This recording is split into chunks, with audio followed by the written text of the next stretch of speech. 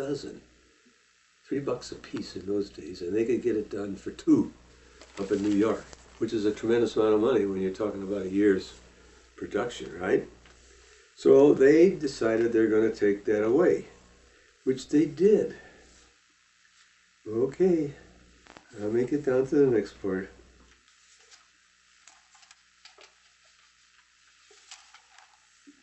Now I got to get past the bag business and all that. I've been talking from memory. Oh, when the bag business closed, my dad went into something else. There was a friend of my dad who owned a company that imported, I got through that, the flowers, the feathers and all that. And that's when he went into the business of making purses, and everything was going along good until one time they voted to become union. This is before they closed the place up. The employees voted to be union. Okay? So anyway, every Friday they had a woman and a fellow who came in, and he put down all the complaints. There's not enough towels in the bathroom. There ain't enough soap in the soap dish. We got to get off early on Friday, and this went on for about a year or so. So my dad was pretty well ready to toss this thing over. It was just too much to deal with these ignorant people. I hope you're not a union man. With these union people who were just unreasonable. So what my dad did, he fixed them, boy. He sold the business to the man and wife who were the head of the union representatives.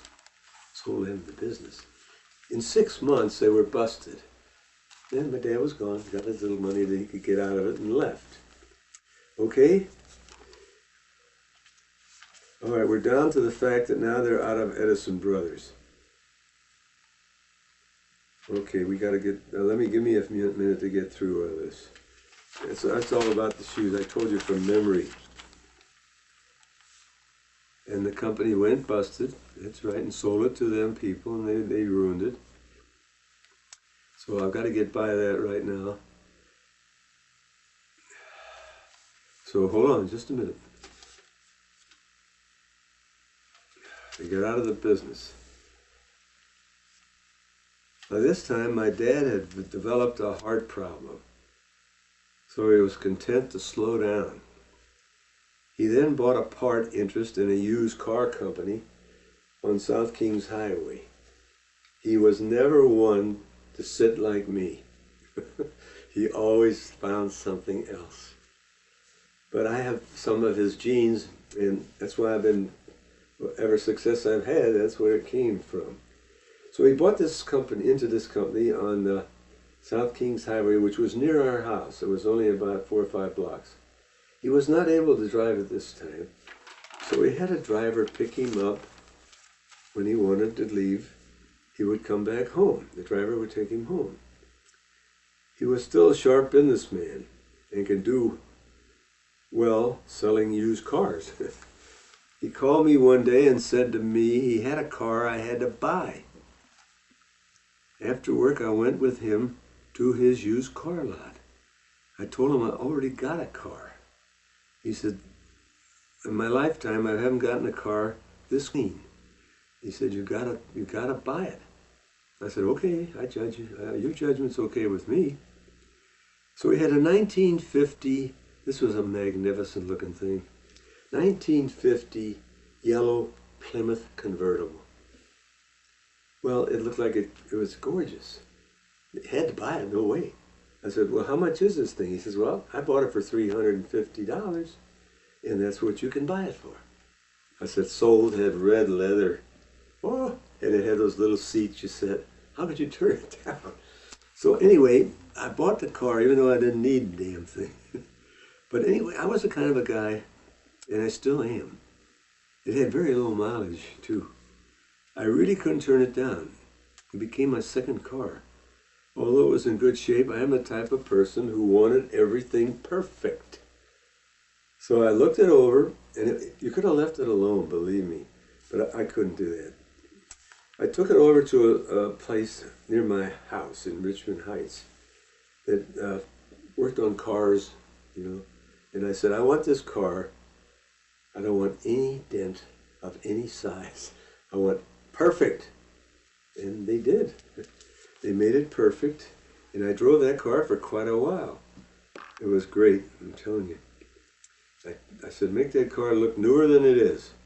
They put on a new cloth roof even, new paint, new tires. It was beautiful. I drove this car for many years, but in time, I decided to sell it. You always do that. You just can't. Oh, over there. Keep talking, keep talking. You're worse than she is. Okay, so I drove it for many years. This gets back to my father. One icy morning, for no reason, instead of staying home on this terrible day, he decided to go to the used car lot.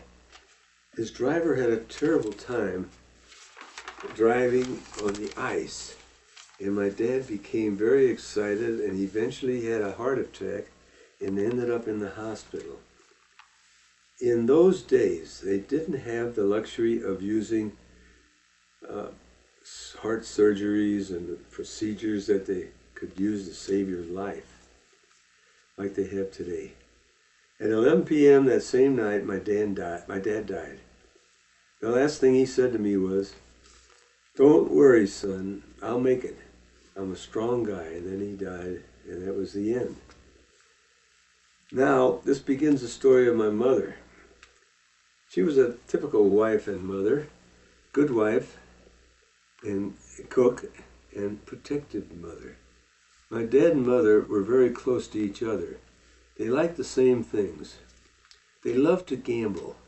They played cards almost every night, which is unbelievable. There was an area in St. Louis County where they had a dishonest sheriff. There were several large old homes that were allowed to have card games and against all kinds of existing illegal facts that they were illegal by paying off the sheriff. The sheriff was a very fine man, but he was a crook. He would take the money and let them have their games, which was illegal. My father and mother used to go to these places. One of them was called Smith's Farm because Mr. Smith owned it. And it was a farmer farm. And every night they would go there, and my father would play with his friends, and my mother would play with her friends. There was a fee for playing, paid by each card player.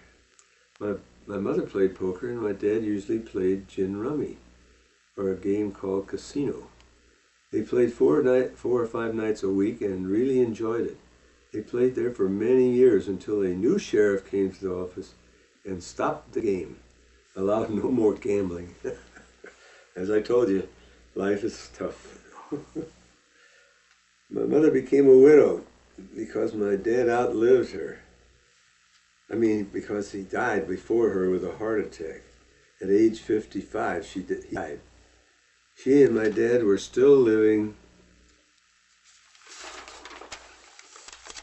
in our original house in South St. Louis at 3134 Gurney Avenue, which was 1 block of east of Kings Highway and south of Tower Grove Park. We lived there for 26 years.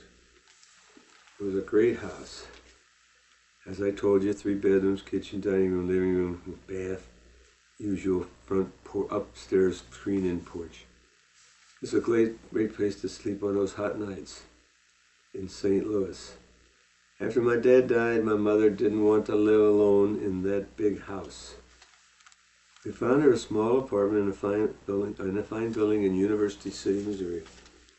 After living there for 4 or 5 years, she became lonesome. My brother took her in. I don't know how they managed in this small 2-bedroom apartment. My brother, his wife, his 2 kids, and my mother. Impossible, but it worked for several years. At this time, I was living in a 1-bedroom apartment for several years. I bought a 3-bedroom home in Olivet after several years, and I realized how crowded my brother's place was. I told them I would take my mother to live with me. Fair is fair. I then had a daughter, Karen, and a son, Joseph. We then subsequently adopted a 6-day-old baby, whom we named John. These children got along great, and we knew never had any trouble because John was adopted. To go back to my original family, me and my brother Bernard. I went to Roosevelt High School. My brother went to Southwest High School. The reason for this was, if you were already enrolled in a school, you remained there. Roosevelt High School was 1.5 miles away from my home. Southwest High School was 1 block from my house. I graduated from high school in 1939. My dad, who I said was a very smart man, he determined that I should be a dentist because of my personality, and my brother should be a lawyer, and so it was. When my dad made up his mind, which were the good old days, that's the way it was going to be. I went to school in September 1930. I went to dental school in September 1939. My brother, who was younger than me, later had to enlist in the service. He enlisted in the paratroopers, and he was working up in California. I had to enlist in the Navy. I was in dental school, but I had to enlist in the Navy in 1942. I had to enlist in the reserve because if you did not enlist in something, you were going to get drafted. And I was already in school, and I didn't want to interfere with my schooling, so I joined the Navy, 1942, in the Naval Reserve, and I had to go every week and march and all that stuff, even though I was not taken, thank God, out of school. So I was very lucky. And my brother had to report to Fort Ord, California, and he went in the paratroopers. Fortunately, he did not get injured, and I didn't either because I didn't go overseas. I had to go to dental school for 6 years. And on graduating, I had to go into the Navy as a lieutenant junior grade in the dental corps. And I had to report to Great Lakes, Illinois as a dentist on October the 14th, 1944. I was in the Navy, though, from 42 to 44 in the reserves, so they wouldn't take me. At Great Lakes, Illinois, I got there on October 14th, 1944, as I said. I stayed there for 14 months, fixing teeth. Boy, I'm telling you, it was great because it was a patriotic thing to do, because we had to get these recruits overseas because the war was not going that great. And I could tell by the visits those boots got. They started getting 16 visits in 16 weeks, and it was down to 10 weeks, then 6. They were losing a lot of men over there. So our job was very important. We had to get these kids fixed up, and they were real young kids. They was only 17, 18 years old, and they never went to a dentist, God almighty. So we had to get them fixed up. They would get one visit, and I had to fix every cavity in their head and get them out of there. Okay, so I got through with Great Lakes. I got orders. In May of 1945, I was transferred to a Naval Air Base in Minneapolis. By then, I was promoted to full lieutenant in the Navy, Dental Corps. I stayed there for 14 months also. I was due to be discharged at this time. And somehow or other, the Army requested that I not be discharged, but be sent to help the Army discharge their soldiers at Camp Polk in Louisiana. I had to serve there from September 1946 just till December 1946, at which time I was discharged from the service at the Naval Station at Orange, Texas. Then I went home. There's more, of course, but that's all the further I got. Take a break. Yeah. Any more? This is fascinating. I didn't finish that part yet. Yeah. The part is when I become a dentist. You gotta see that. She was thrilled to get it. Oh, it's got my Navy, when I went in the Navy and the whole works. My whole life in that book. It's It's great.